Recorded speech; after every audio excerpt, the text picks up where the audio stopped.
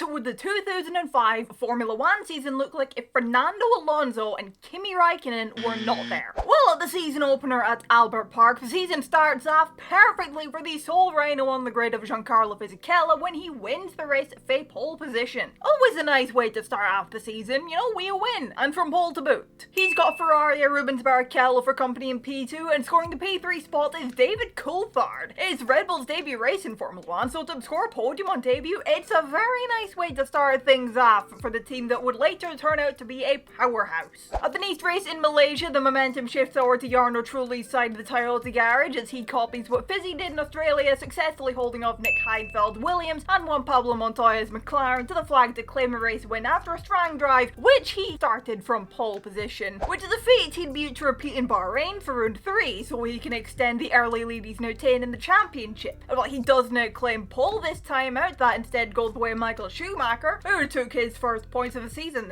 in the last race with a P6 finish. But the pole for Schumi ends in retirement due to a hydraulic issue, which is perfect for Trulli, who started one place ahead of him and would go on to take a second consecutive win ahead of another Schumacher, and that is Ralf Schumacher and Pedro de la Rosa, who is standing in for Montoya at McLaren. The next race we come to is at a track that held the Italian Grand Prix once in 1980, has held the Emilia-Romagna Grand Prix since 2020, but here in 05 it has had in the San Marino Grand Prix. Pole goes the way of BAR's Jenson Button, who would originally go on to finish this race in this universe in P2, before him and teammate Takuma Sato would be chucked out of the race for that whole BAR fuel thing that happened in 05. Button's car was also found to be underweight to boot, and the fuel thing would also lead to them being banned for the next 2 races. So with JB losing out on his P2, it gets handed to Alex Wirtz, who is the driver standing in for Montoya this time out, ahead of Jacques Villeneuve in third, neither of whom, or JB, could head back Michael Schumacher for taking his first win of the season. Brilliant for his prospects of trying to nab an 8th title. Getting a strong result at round 5 in Barcelona would also help, but it doesn't happen as it's a 3rd DNF of the year actually. Mark Webber takes the pole position spoils and ends up with a P4 finish in the race, losing it to Jarno Trulli, who started 3rd, and he's getting his 3rd win of the year. He was on fire today.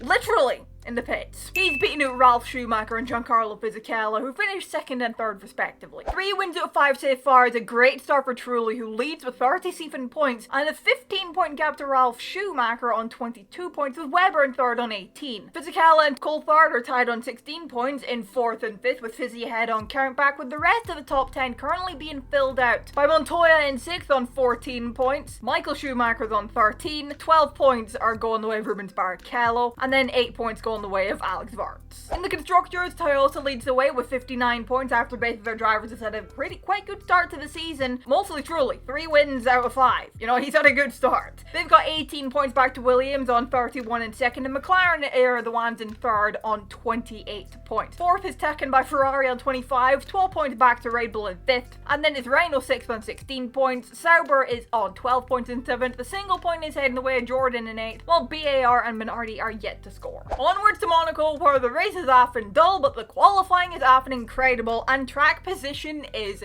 king. Getting the perfect track position is Mark Webber claiming pole position, but he doesn't get the victor spoils. He claims P2 behind Nick Heidfeld, his teammate, who made his way from 4th on the grid to 1st at the flag, or well, makes his way rather, from 4th on the grid to 1st at the flag for his first win of the season, and a Williams 1-2, and being joined by Montoya claiming P3. We move on to the Nürburgring for the European GP next, where Nick Heidfeld has grabbed his Monaco win momentum and carried it over to the Nürburgring for another win, but this time for pole position, which is quite nice. Winning for 4th is good, but winning from pole is also very good. Joining him on the podium is the Ferrari Rubens Barrichello and the Red Bull David Coulthard, both getting their first podiums for the opening race of the season. In Canada, Jenson Button finds a strong turn of pace in qualifying and takes pole position, but it doesn't end in any points as he retires for the race, which ends up benefiting Ferrari, who take a 1-2. Michael Schumacher on top ahead of teammate Rubens Barrichello, with P3 being taken by a future Ferrari driver and Felipe Massa for Sauber. Sauber nabbing his first podium of the season. That's then followed by the United States Grand Prix, which can be ignored entirely because it's completely unchanged to reality. So let's move swiftly back to the European continent for the French Grand Prix. But the success continues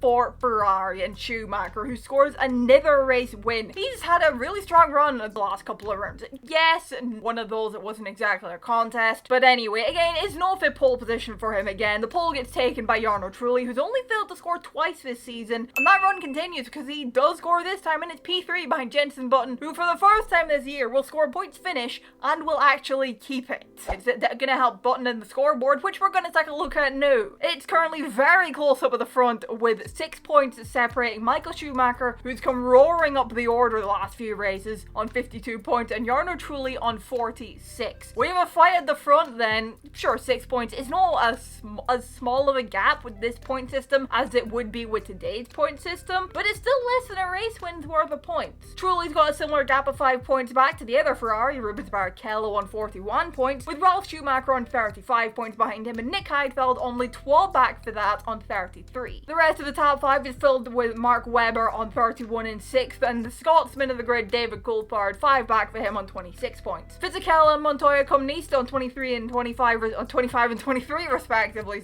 and then finally in 10th we have Felipe Massa currently on 14 points. Looking to the Constructors' Championship, we'll see the Ferrari have come roaring up to the lead now on 93 points, 12 points separating them for Toyota on 81 in second. Again, less than one race weekend toward the point, so it's not that big of a gap, but 12 points with only 18 maximum be able to score on a weekend, it's not a tiny gap either. Williams find themselves in third on 64 points with a large gap to McLaren in fourth on 30 Seifen, but they've only got 1 point to Red Bull, who are on 63 points in fifth. With only 1 point separating sixth and Seifen with Will Rhino on 25 and then Sauber on 24, and finally with Jordan 8th on 12 points. BAR and Minardi are still in 9th and 10th finally. They've got off the ground on 8 and 7 respectively. As ever, here's the list of episodes I've already done of this series. There's a bunch of them, and if you're enjoying this one, be sure to drop a like on the video to let me know you're enjoying, and also subscribe for more of my content, including the 2024 season episode of this series, which will be the next episode in the pipeline and will come sometime next month. But anyway, back to the video. But now let's head to Silverstone for the British Grand Prix. The British drivers will hope to put on a show for the home fans, and Button does that by taking a home race pole that transforms not into a race win, but he does score a podium in P3. And quite frankly, that is better than he ever did at the British Grand Prix in real life. He ends up on Hit Montoya, scoring his first win of the year and first points score since Europe, and Fisichella in between the pair. Points for both, that'll be good for their championship prospects. A trip to Germany for the second time this year comes next with the German Grand Prix, and a second pole in a row is headed the way of Jenson Button, who once again doesn't manage to win. It's P2 for him. He again falls Hit Montoya, who wins for him are acting like buses, you know. You wait ages for one and then you get two at once. It's Fisichella rounding off the podium for the Sam podium as the British Grand Prix, before we move to Hungary, which sees Michael Schumacher returning to form to win fifth pole position for a fifth win of the year, and leading him a Schumacher 1-2, because it's his younger brother Ralph crossing the line and finishing P2 in his Toyota to lead the Toyota 2-3 as Trulli gets P3. We're faced with the first Turkish Grand Prix in Formula 1 next, and after only finishing in P8 and losing the points respectively in the last race, Fisichella and Montoya are striking back against Schumacher's strong form in their own bid to win their title. As Fizzy goes on to take pole position for the race, but he ends up on a Hit Montoya in the race tech P2, while the Colombian takes his third win in the last 4 races. Like, I swear right now, all that man does is win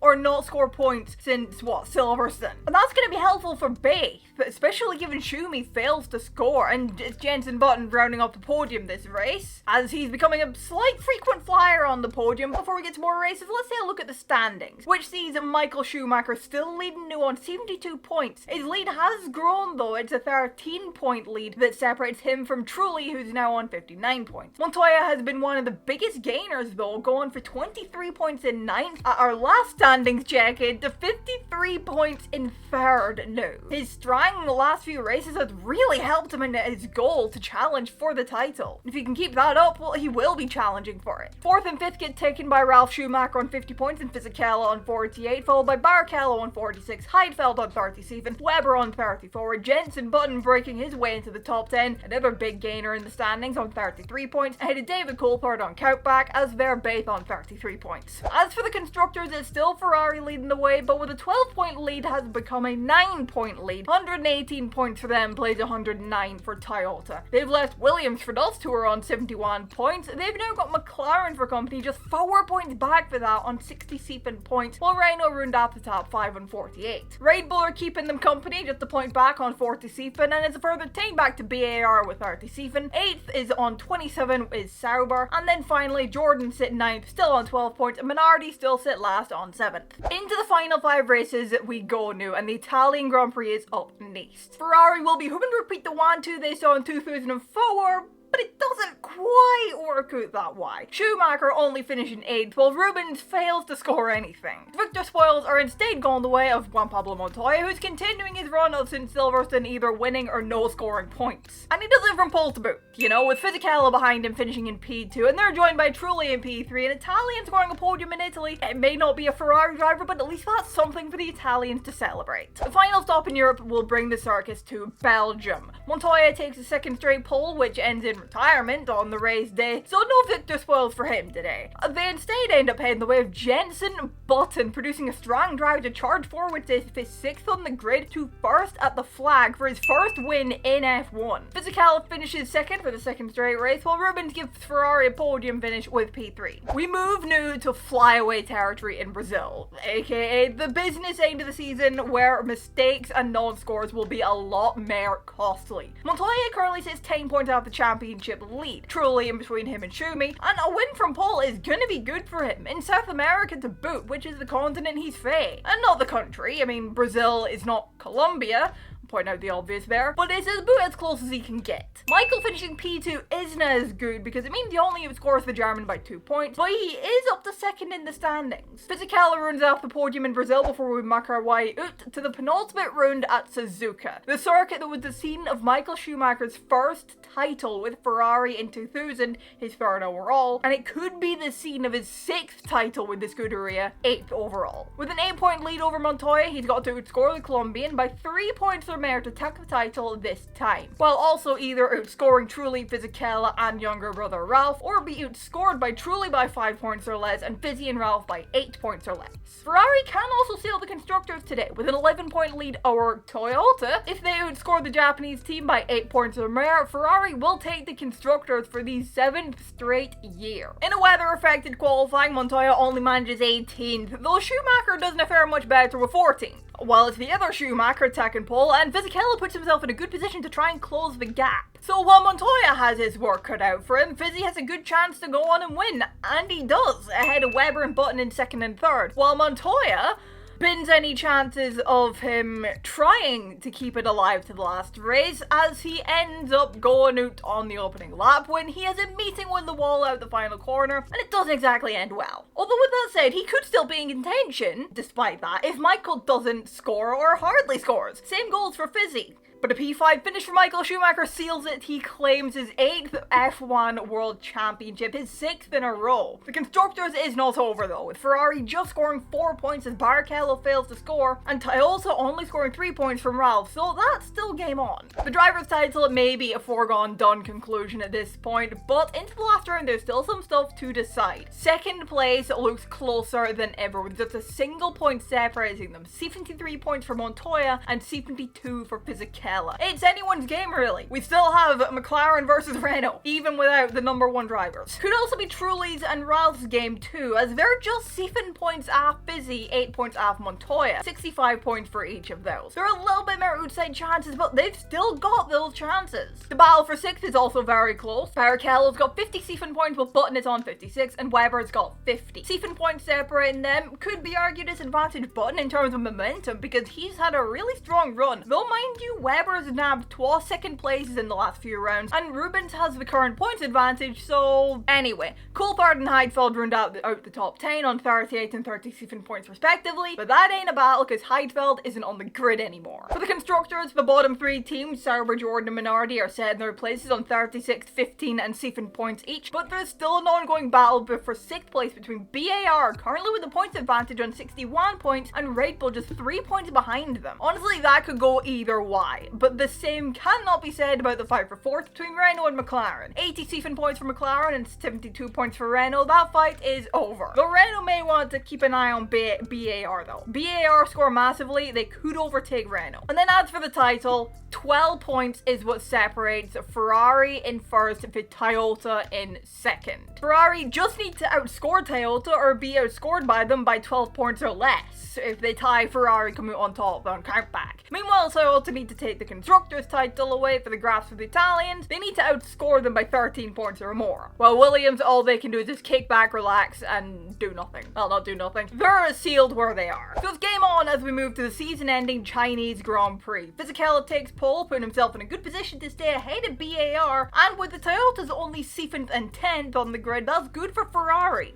Okay, until their leading driver's race goes tits up before it's even started, and while he does still start, but from the pits, he retires still, and what's more, Rubens also fails to score. That would open the door for Toyota, especially given it's Ralf Schumacher who takes the win, his first and what will be only win of the year, but with truly failing to score, Toyota does not score enough points, and they just fall short, meaning it's Ferrari doing the double, winning both titles for the 6th year in a row. Fisichella finishes in P2 with BAR only scoring 3 points with Jenson Button. Renault do stay in 5th place, while it's Christian Klein taking his first podium of the year for 6 points, and Red Bull score 12 more with David Coulthard for a total of 8, meaning they just managed to get past BAR at the end to take 6th in the Constructors. And as for the other battles in the drivers, Button's aforementioned 6th place finish means he comes out on top in that battle for 6th place, while despite Barrichello failing to score 5th place, isn't quite enough for Webber to catch him. And as you can see, Montoya once again has failed to score, and with Ralph scoring 10 points here and being within 10 points coming into the race, he falls out of the top 3. But now let's take one final run through the standings. Michael Schumacher is your champion of this season. His 6th title with Ferrari is 8th overall, 85 points is what he finishes on. Giancarlo Fisichella is in second on 80 points, while Ralf Schumacher rounds out the top 3 on 75 points. Juan Pablo Montoya is 2 points back from that on 73 points, while Jarno Trulli's in P5 on 65 points, while Jenson Button gets 6th place on 59 points. Rubens Barrichello in the second Ferrari is on 57 points, while Mark Webber has to settle for 8th place and 55 points. David Coulthard is on 40 points, and despite leaving earlier in the year, it is Nick Heidfeld rounding out the top 10 on 37 points. Felipe Massa is first driver outside the top 10 on 26 points, 3 ahead of Christian Klein, who missed a couple of races earlier in the year. He is on 23 points, ahead of Jacques Villeneuve on 13th place on 16 points. Thiago Monteiro for Jordan, he's the highest placed of the 2 back marker teams, I suppose, on 10 points in 14th place. Alex Wirtz and Pedro De La Rosa, who stood in for Montoya earlier in the year, are next in 15th and 16th on 8 and 6 respectively. While it's a tie between Karthikeyan and Sato on 5 points each, it is also a tie between Alberts and Pizzona, who replaced Heidfeld, both on 4 points, as it is also a tie between Friesacker and Liuzzi coming in earlier in the year to replace Klein for a few rounds, both on 3 points, and they're the last of the point scorers, because Robert Dornbos did not score anything when he was on the grid midway through the season. While Anthony Davidson and Ricardo Zonta, who both came in for 1 round, they're not even classified. And then in the Constructors' Champions, Ferrari just hold on to the Constructors' title, and they win out on 142 points. Toyota, though, got dangerously close, finishing on 140. Williams are on their own kind of in 3rd on 96 points, while McLaren settle on 87 points in 4th, ahead of Renault on 80 points in 5th. Red Bull win out in the battle for 6th place on 66 points, while BAR on 64 points in 7th, ahead of Jordan finishing on 42 points in 8th, Sauber on 42 points, Jordan are in 9th on 15 points, and Minardi finish on 7 points. Now here's your end of season stats. For race wins, Michael Schumacher and Juan Pablo Montoya took the most wins of 5 each. Jarno Trulli took 3 wins, while Giancarlo Fisichella and Nick Heidfeld both took 12 wins, and 1 win apiece went to Ralf Schumacher and Jenson Button. For podiums, it was Fisichella attacking the most with 9 podiums across the season. He was pretty consistent. 6 podiums each were taken by Michael Schumacher, Juan Pablo Montoya, Jarno Trulli and Jenson Button. Barrichello took 5 podiums, while Ralf Schumacher had 4. Webber and Heidfeld took 3 podiums each. Coulthard had 2, while 1 podium apiece was taken by Massa, Klein, Villeneuve, Montero, Wirtz and De La Rosa. On to pole positions, and the fastest man over 1 lap in qualifying this year was Jenson Button, who took 4 poles this year, which did surprise me a little bit, because he's not typically a driver I would think of as a quali day driver. I would more think of him as a race day driver. Fisichella and Montoya and Trulli are all tied on 3 poles apiece, Michael Schumacher and Webber took 2 each, while 1 was taken by Ralf Schumacher and 1 by Nick Heidfeld. And finally for fastest laps, Montoya was the fastest lap king with 7 fastest laps. 4 got taken by Fisichella, while 3 went the way of Michael Schumacher. And then 1 each went to Ralf Schumacher, Jenson Button, Barrichello, Heidfeld and De La Rosa. And with that, 2005 without Alonso and Raikkonen is at its end. It's Schumacher and Ferrari coming out on top. This really feels like that stepping on a rake meme. Well, like, in the early 2000s, it was a case of boom, step on a rake, Schumacher champion. And this, you had, Fisichella was strong and Montoya was strong, Button had a run of form, and then boom, Schumacher champion. But as I said, 2024 is next, coming next month sometime. Anyway, I'm gonna leave this one here. But let me know your thoughts down in the comments below. Drop a like if you enjoyed the video, subscribe if you're new around here. Thank you all so much for watching, and I will see you in the next one. Bye bye.